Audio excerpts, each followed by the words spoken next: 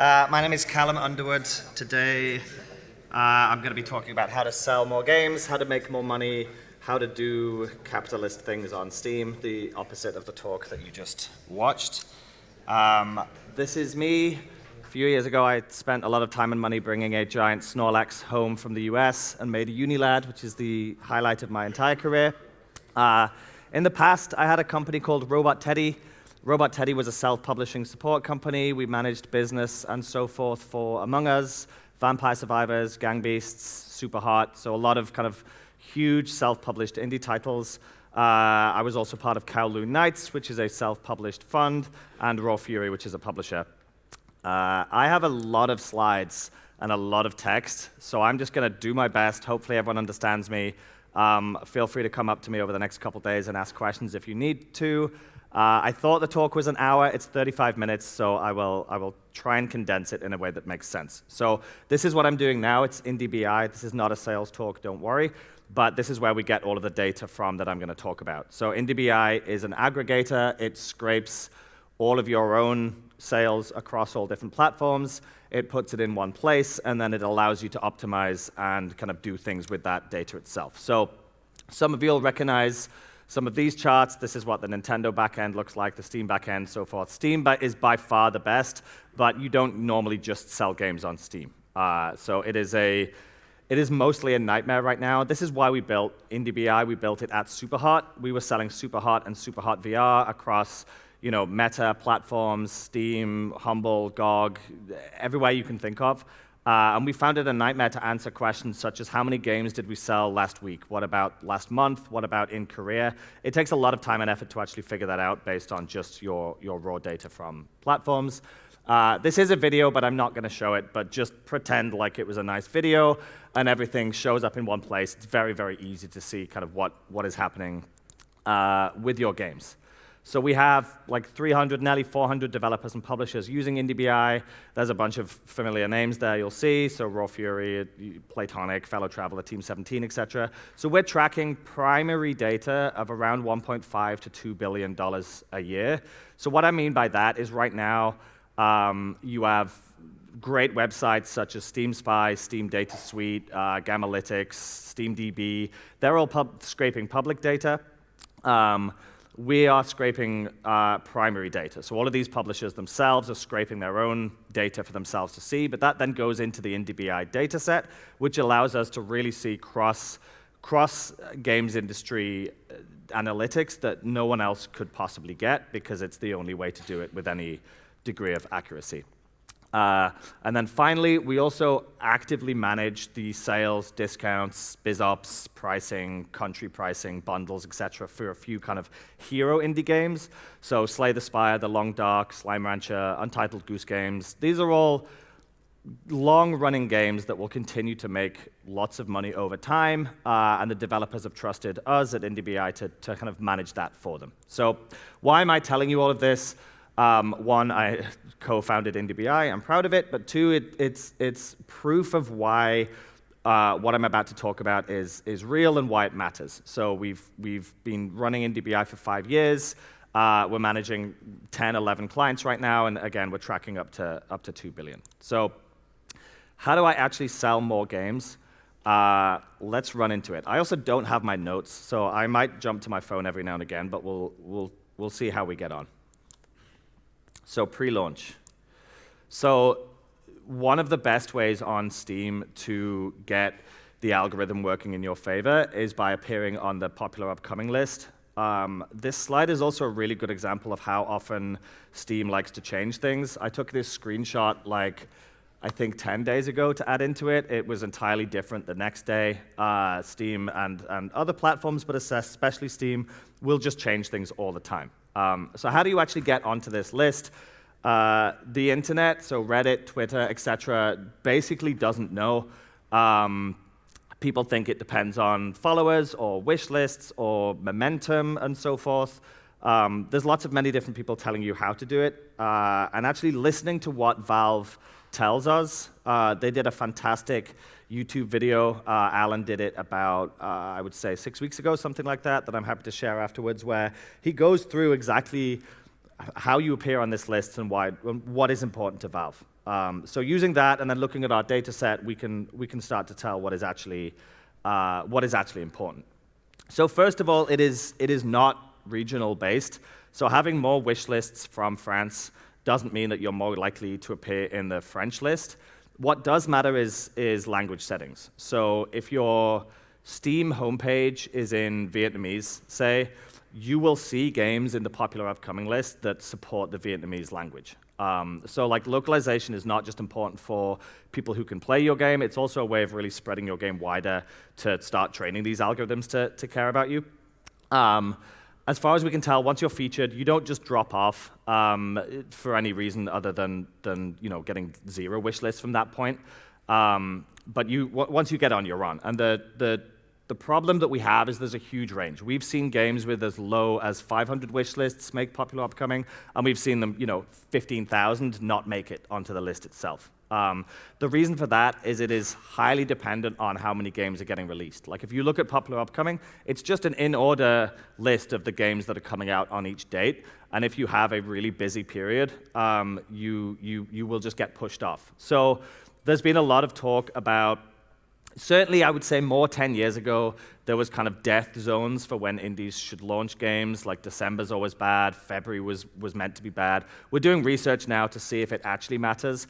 From most of what we can tell, if you are an indie hoping to make a couple $1 million, let's say, for your game, it doesn't really matter. Like, you're going to get pushed out by the big guys no matter what, so it's mostly about launching when it is a good time to launch. Filtering matters. Your wish list activity in the last 2 weeks is really important. And so if you think about your marketing efforts as an indie, the launch, when you launch your Steam page, it matters, but it doesn't really matter too much to Steam itself. It more matters to start gathering wish lists. What really matters to Steam itself is the momentum you have coming up to launch. So if you're ever going to throw down some more money on marketing or do a bigger campaign and you need to pick where it is, 2 weeks before launch is probably going to be your biggest bang for your buck. And here's some actual numbers. So there's been a lot of talk in the industry. How many wish lists does it need to get successful? I've seen games launch recently with 100,000 wish lists, 200,000 wish lists, and not get the sales they wanted. From the data we've seen, and again, huge caveat, like we're not tracking the entire industry, we're tracking a small subset, but still a couple $1 billion. From the data we've seen, you will probably get onto the popular upcoming list by having 10,000-ish wish lists. But like I said, Steam looks at the previous 2 weeks, so if you have 3,000 in those 2 weeks, like you're looking pretty good. Finally, we have seen some games with like 40,000 wish lists that were not featured. Those were shadow dropped. So if you're gonna shadow drop your game, you need to be really, really clear and focused on a marketing spend that is gonna drive everyone to your page, because you are going to miss out on a lot of marketing spend by not being in popular upcoming. So what this chart is showing you is that in the week before you launch, if you're in popular upcoming, and this is every single game, you're going to be getting around 1.4 million impressions, which I'm not a marketing guy, so bear with me, but if we take a $7 cost per 1,000, which is an average global price for marketing, you're getting $10,000 worth of marketing from Steam just by being on this page. And that marketing is some of the best you'll get because it's targeted at people who play games, who are on a store, who have a Steam wallet, who are, you're not just throwing it out on Twitter or Reddit or anything like that.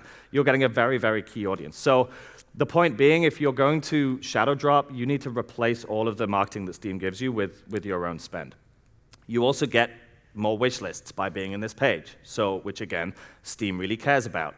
So we've seen like 25 to 30% extra wish lists purely from being in this list versus not being in this list.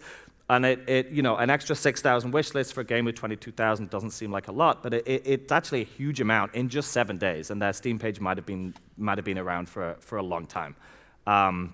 So point being, if you can do what you can to get on this list, you start the machine of Steam rolling, where it starts to show you to other people, it starts to show you in a lot more localities, and you sort of start stacking up those wish lists and stacking up that momentum. And as Valves have said multiple times, it is all about momentum for Valve. Like, they want to see big spikes. They want to see lots of things happening. If you launch a DLC, they want to see a lot of people returning, and that's what then kicks everything else in. So that's pre-launch. So launch period is mostly focused around new and trending. Again, this looks different on Steam if you look at it today, but there's also been a lot of talk about what new and trending is, and why it matters, and how you even get on it. So some quick facts. It is also sorted by release date, so you will drop off it after a while. Usually, there's some caveats there. It's on the main page, so it's visible to basically everyone. It's the default view. And what we'll focus on is like units sold in the last 24 hours. We think there are more triggers than that, such as new followers, page clicks, and so forth. But really, Valve have told us again and again what they really care about is people buying or downloading your game. That's what starts the machine going. And yeah, once you're featured, once you're in there, you stay until there's enough new games drop you off, or you go below mixed. The going below mixed, in terms of your Steam reviews, Valve have said a few things about that.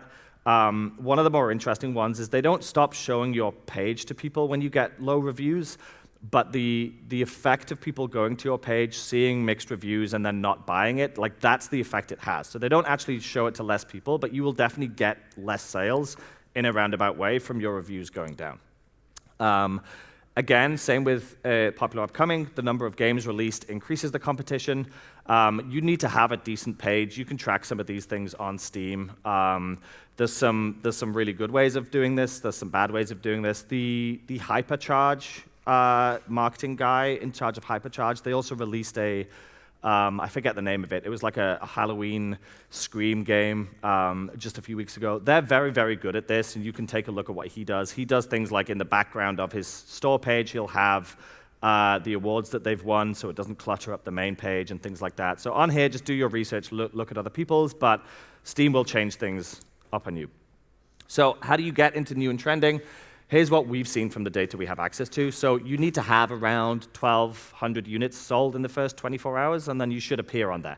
That can be lower, it could be higher. Again, it depends what's launched. GTA 6 is going to be a nightmare for anyone around there, but again, that's only one game. So typically, we see a couple thousand units sold in the first day, which is not bad. It's actually a fairly low threshold for most people to be able to hit.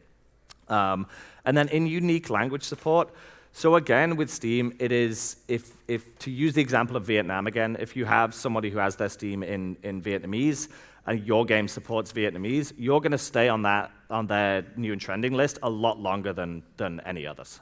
So it's not to say that like Vietnam is the biggest market you should approach, but there's definitely more to localizing your game than simply finding new customers to play it. It's also about getting the platforms to spread it everywhere. So wish lists. Steam have said we don't look at wish lists as often as you think we do, and they've said this multiple times. And yet wish lists is still the kind of singular driver for most developers and publishers. It's the easiest way to track how you're doing compared to others and so forth.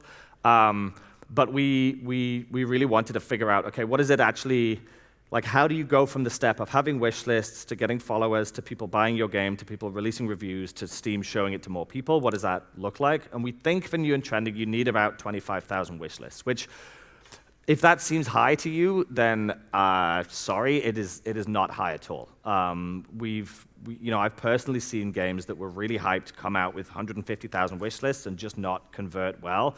So this really should be the minimum of what you're aiming before you launch anything. And if it's a big budget game, you're sort of in trouble here, I would say, if you haven't shadow dropped. So what happens when you're in new and trending? Like how impactful is that to you as a developer? We get like 10 times the amount of impressions on new and trending than we do popular upcoming because it's the default. So people scroll past it all the time. So that's like 100K on marketing. This is like insane. You will not get this amount of marketing spend anywhere else other than being on new and trending. Because again, like before, you're marketing to people who are already on Steam who are likely to want to buy a game. So new and trending is huge for this. It also means you get recommended elsewhere in Steam, so it starts to spread the algorithm.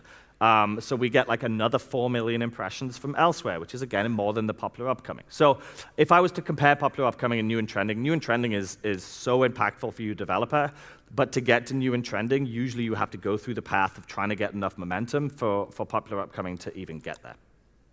And then sales, we think that being on the new and trending tab alone, without any other input from anywhere else, you'll get about 5,000 to 6,000 units sold in the first week, which is, again, it's really good if you're a kind of smaller developer. So key takeaways for both of those things. For popular upcoming, aim to have 3,000 wish lists in the 2 weeks before you launch and 9,000 total. Your actions when you announce the game, so putting a trailer at the Game Awards, things like that, it matters, but it doesn't matter to the platforms. What matters to the platforms is actually getting people to the platforms and wish listing and signing up and following you and things like that.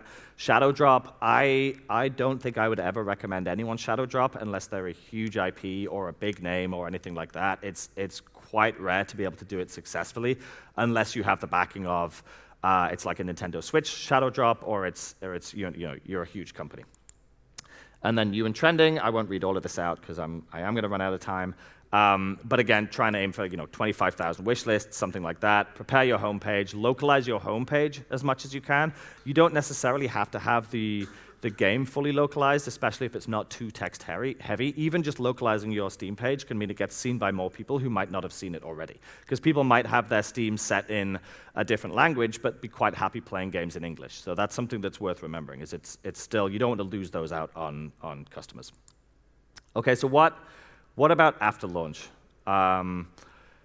Here's where we get to kind of the meat of the presentation. Should you run longer discounts on Steam? It is a common belief that once you run a discount on Steam, over time, the amount of sales you're getting goes down, so there's just no point doing long ones. Also, people don't really know how to do long discounts on Steam, so I'm gonna talk a little bit about that. So we've looked at around 21,000 custom discounts. So by custom discount, I mean anything where someone's put their game on sale for either 1 day all the way up to 14 days. So, and I will show you how to do this in a second. And then what we've done is we've taken the 500 games that were on sale for 13 days and the 1,000 games that were on sale for 1 day and just normalized them all against their first day. It's a complex way of saying we're able to look at every sale that people have done and sort of make sense of it. So let's have a look. The initial kind of line that cuts this chart in two is at 5 days. So you can see it's the sharpest line up to 5 days. If anyone needs me to explain this after, feel free to just come find me. So setting a custom discount of 5 days, you're going to make the most money. But you can see here that it increases linearly. Like there was no plateau. There was no like, oh, well, after day 10 of being on sale, you sort of, the advantage of being on sale goes. You basically continue to go up. There's some outliers which kind of push it really high and so forth, but generally, like, we've done a lot of research on custom discounts and sales, and it is always the case that you should just run longer discounts. When you get invited to do a midweek madness or something like that as well, again, not a lot of people know that you can actually customize that and make it a lot longer. So day one has the best performance. You will always see your biggest spike on day one, so focus your marketing on there. Everything is linear. What we've seen is that like 50% of your first day's sales are still more than what you'd get on a normal day anyway, just by running any discount, no matter how low. So discounts, long discounts are incredibly powerful. We have seen nothing to suggest that running a 2-week discount versus a 1-week discount will make you worse off. We've often heard, well, am I harming my game's kind of baseline price? People will look at price trackers before buying the game. If I put it too low or too long, like that causes problems. Gamers tend to buy in a vacuum. The amount of people who are using price trackers and isthereanydeal.com and things like that is so minuscule that you're actually just forget about it. People's buying power is based on what they tend to see on a certain day. So just don't worry about that. I've got some more data about that in a minute. You could take a screenshot of this. It's not a very good slide to talk about, but this is how you set up a custom discount on Steam. You can also message me about it. Not enough people do this. It's kind of annoying to do on Steam, but it basically means that every time you're invited to a discount or there's a sale or you have a cooldown free, you can make it for 2 weeks rather than 1 week, and you will make a lot more money without harming your game whatsoever. Did you get that? I saw you trying to take a picture. You got it? OK. OK, so run long discounts. How often should you run long discounts on Steam and Switch? So what we've done here is we've looked at games over kind of 12-month frequencies for each and tried to figure out, OK, what is the actual optimal strategy here? How do you just make more money from purely logging into Steam and Switch every now and again and trying to optimize it? Like, this doesn't require marketing. It doesn't require PR. It doesn't require assets or dev work. This is just a person can just have this as their job and make you quite a lot more money than they would do almost anything else. So what I'm trying to show here, and it's a little complex, but on the bottom we have in the change of total discount days. So where it says 11 to 20, that means if you're normally putting your game on sale for 11 days, your sales will go up 10% versus what they would do if you did none. I'll make this a lot clearer in just a second. There's 3 strategies to have. There's idle, where Steam invites you to the summer sale, the winter sale, and you just click yes on the email. It's the easiest to do. It's what everyone does. There's moderate, which is doing seasonal sales, and then a couple more events. Maybe you do a roguelike sale or something like that, or Next Fest. And then there's intensive, which is religiously tracking your cooldowns. Steam has a 31-day cooldown. Religiously tracking that to make sure every point you're able to be on sale, you actually are on sale. So what we're saying here is what should you do if you're in group 1, so you're idle, you don't do much. What happens if you move to group 2, which is, OK, I'm just going to do more sales than I have.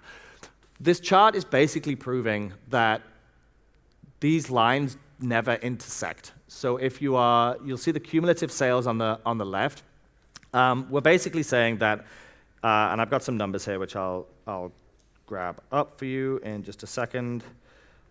We are saying, I thought I'd have my notes, but I didn't, so that's my bad.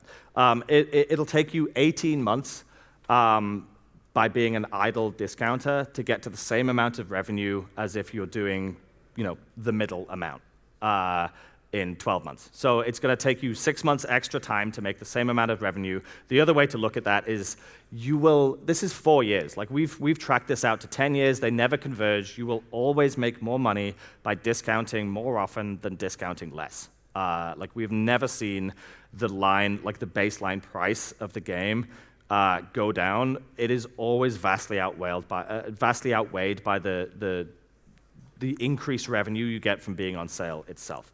And we've seen this from games that are really old and are still going.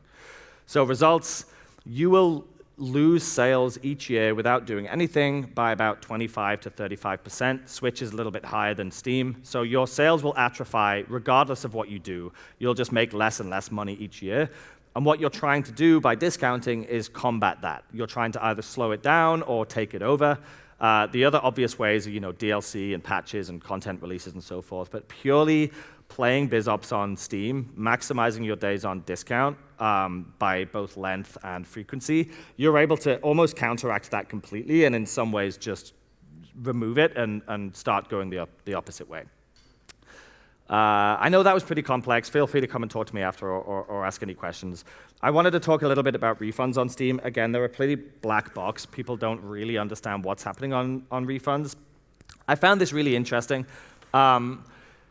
1st of June there is 2005. So I don't know if anyone was shipping games on Steam in 2015, where Steam added a refund policy. So before 2015, it was really, really hard to actually refund a game on Steam. You had to go through a lengthy process. They made it very, very easy. I think it's a great thing. I've refunded games myself with 2 hours, and I think it's the first 2 weeks that you bought it. So refund rates on Steam went from 0.2 to 3.4 on a global average across everything.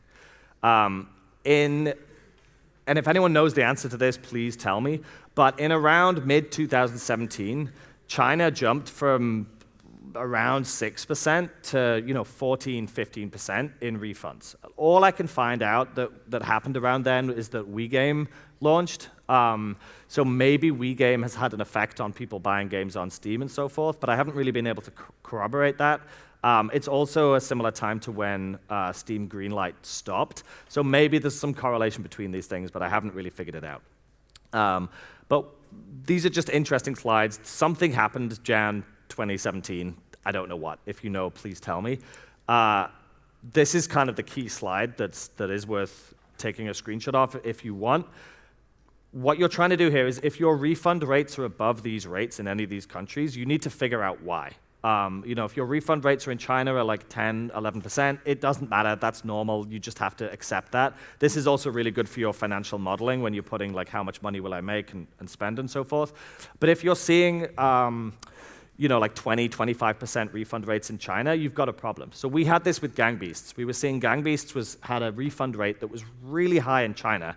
And it from a purely like data point of view, it didn't make sense. The Steam page was localized well, like it was being shown in the right places. The refund rates in the rest of the world were fairly low. There was no real reason for Gang Beasts to be bad in China. So we worked with the developer to look into it, and it turns out that the Chinese servers were just really bad. And so it was an obvious one in hindsight. You can sit staring at data for as long as you want, but what it showed is that we would have really had no idea that the China servers were acting badly until we'd gone from the data point of view. South Korea is also quite high. I don't really know why South Korea is high. And then right down below, you've got UK, USA, Japan. People usually say, oh, refund rates are around 5%. It is true for Western markets, but don't forget about the rest of the world. It could be bad localization in-game. It could be bad servers. It could be a cultural thing. It could be anything. And yeah, as I've said here, 12.9, which is very high. And then some others just following behind it. And yeah, 17 times the amount of refunds came after Steam made their change, which I think is a good thing. But it definitely starts when you start to figure out, okay, well, I'm going to spend $1 million on this game, and I'll sell the game for $10. Steam takes 30%. My publisher's going to take whatever 40%, something like that. You start to figure in tax and refund rates, and your number starts to get like painfully small, but it's worth doing. Almost finally, curated sales. Curated sales are what happens when Valve or Steam like your game and think it's making good enough money for them to care about it. So like you will never really see spikes like curated sales other than maybe your launch. Here's some examples. You've got the daily deal. It's 24 hours on the homepage. Midweek is 72 hours on the homepage, and weekend is 96 hours. So everyone knows that. If you've been invited to one of these, it's great. You will make a lot of money by doing these. But if we go back to what I was talking about earlier in terms of lengthening your Steam sales, make sure they're 2 weeks. You can accept and then go and customize it. Most people just accept, so they're only on sale for 3 days. But why be on sale for 3 days if you can be on sale for 2 weeks whilst also getting that big spike in the middle? It is well worth doing. Here's just the amount more that you make from curated sales versus normal sales. So the gray bar at the very bottom on the left is how much you would make on an average day without being on sale. The blue is from doing a custom sale or a sale for a week just off your own back because you've got a cooldown. And the orange here is what happens if you put in a curated sale. So it is huge. It's one of those things you only get if your game is already popular enough, but if you can get it, there's still ways to maximize it further. So here's the hierarchy of what is best. Weekend deal is always best, then midweek and so forth. Sometimes you get the chance to sort of negotiate with Valve. We'd like a daily deal or we'd like a midweek. This is the order of operations that you want to follow. And you want to always make it into 2 weeks. So regional pricing, I think this is my last point, don't worry. So regional pricing has been a pretty hot topic recently. Specifically with Argentina and Turkey. When a country's currency is in free fall, it causes gamer behavior to then VPN into that country to use its low currency to be able to buy games. Steam is good at this, but they take a very long time to be good at it, so it's better that you do your own research. We do this for all our own games, and we do custom prices for every game. This is what Steam suggests right now as your average matrix. The problem with this is, it's treating Poland as a higher buying power than America, for example, which is obviously not true. Like, a game shouldn't cost exactly the same in Poland as it does in the US. So there's still things to do here. They did change Argentina and Turkey to USD to make them less dependent on things like that, but they're still too low. And you can see here, it's like 100% too low in Argentina. So play around with that, because we do see people just losing. And it's not really piracy as such, and it doesn't harm you a lot, but when you see, tens or hundreds of thousands of copies of your game going for, a few cents rather than, $10 or whatever it's meant to be, it hurts as a developer. So it's better to have proper pricing in each and every country. So do your own research, don't rely on platforms, don't ignore consoles. Quite a few people do change Steam. Xbox and Switch is annoying to do, so people don't tend to do it, but you can do it, and you should do it. There's always going to be money left on the table. Switch is quite easy to do as a gamer to change regions, so it's definitely worth thinking about. Okay, last slide. Everything is very bad right now, as I'm sure all of you know, so trying to carve back some revenue from your games that are already on sale is really important. If you look at Team 17, Devolver, Tiny Build, Frontier, all of these public gaming companies always talk about their back catalog being key. I think Devolver is something like 75% of their back catalog, what makes their revenue each year. Like, back catalog management is so important as a developer. And I think that's it. You can take a screenshot of that if you want to find out more about IndieBI. I'll be around the next couple of days if you have questions. I think I started late, so maybe we just skip questions now and we can move on to the next talk. Thank you.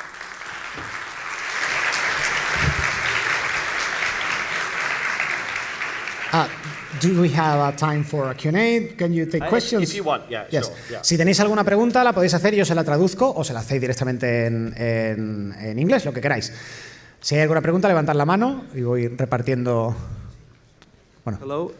My name is Marcos. If I'm not wrong, you have said in one slide that we should publish our games in Xbox and Nintendo Switch. Mm-hmm. Can we also publish our games in PlayStation, or it's not what we should do in order to increase our sales? What was the question about PlayStation?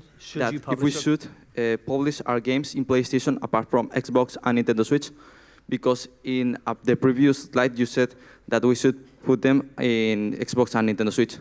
Yeah, so it's a good question. I've missed out. Sorry? It happens anything with PlayStation talents or that kind of stuff? I mean, you should put your game on PlayStation as well. I did have a chart which showed what we've seen as the platform split. I just didn't want to share it just yet. Steam is the easiest to deal with in terms of sales. It's all self-service. Xbox is getting better with that as well. Switch is sort of in between. PlayStation is probably the hardest right now to go and do custom sales or do bundles and things like that. So that we have less data showing the effect of different things, because most people on PlayStation just do the same as each other. So yeah, I mean, you should absolutely put your games on PlayStation as well. It's just less easy to carve back some of that money from BizOps after the fact. Any more questions? Or are we good? Okay, thank you so much. Oh, sorry. Sorry. Si llega. I keep trying to escape.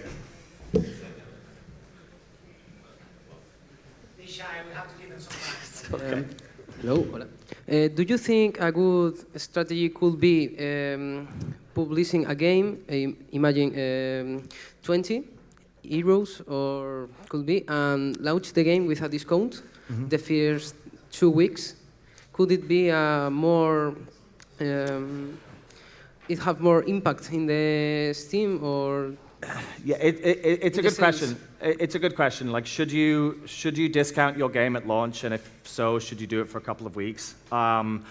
Yes, your like week or 2 week period at launch is how you get onto new and trending, which is how you kick off everything else. I think the bit to argue about on discounts at launch is how deep do you go. Like I've seen some discounts at like 25, even 30%. That seems a lot for a launch title. I think just being on discount for 10%, 15% is enough. All publishers have different strategies, but you'll see these days almost all publishers launching games with some sort of discount just to kick that off. So yeah, I'd recommend it, but like probably the lowest discount you'll ever do will be at your launch period. And between what % of discount do you recommend doing with them? No, about how big the discount should it be? Like 20%? So yeah, it's another good question. How big should you discount your own game? I can't answer that question because it depends entirely on the game itself and its historical, how it acts historically. What I can say is that if you do sign up for IndieBI, we send automated emails to every developer and publisher that uses it, suggesting what their discount should be and also how much money they'll make based on that discount as well. And it's free, so you can just sign up and do that. But it's a hard question to answer for each individual game.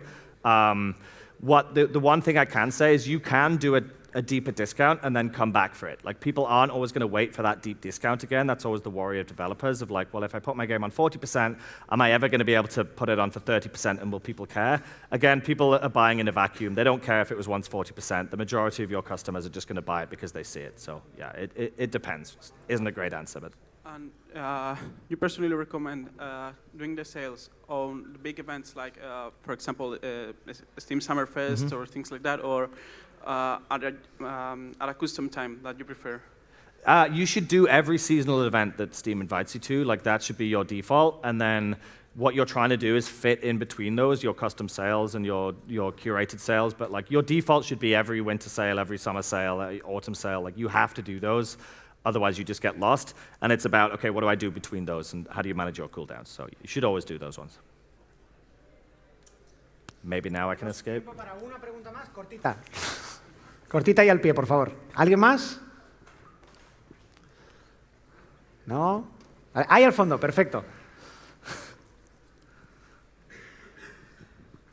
¿Tenemos micro por ahí? Sí, genial.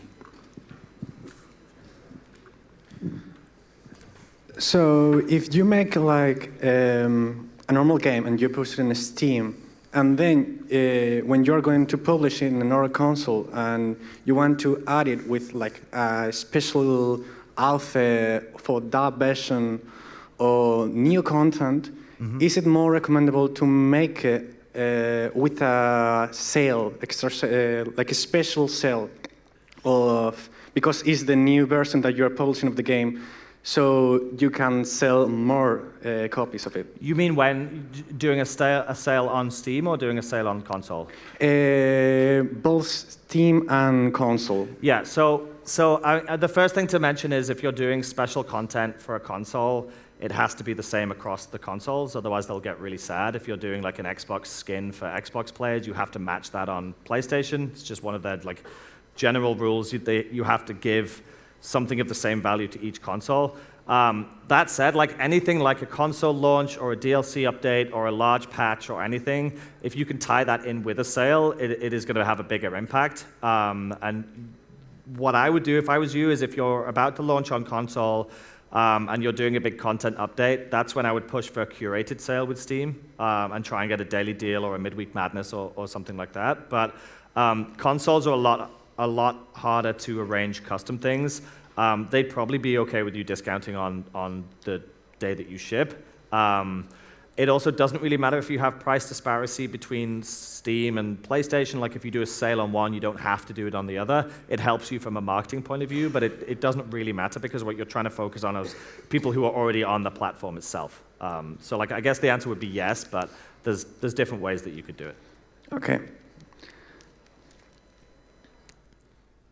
Can I run away now?